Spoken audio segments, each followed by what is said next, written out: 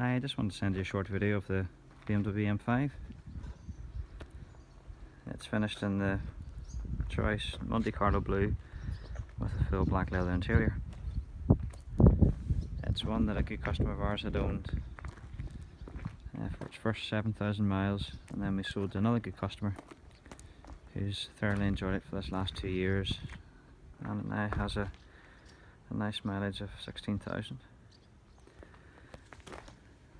Just show you inside the cabin.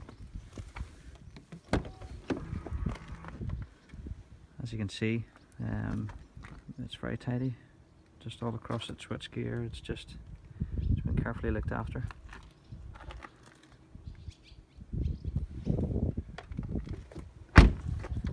Has Michelin Pilot Super Sports all around, and it looks like the 2 rear tyres have recently been replaced as well.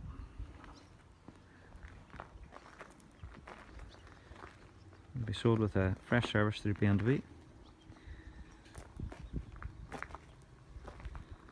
And actually has quite a high specification as well.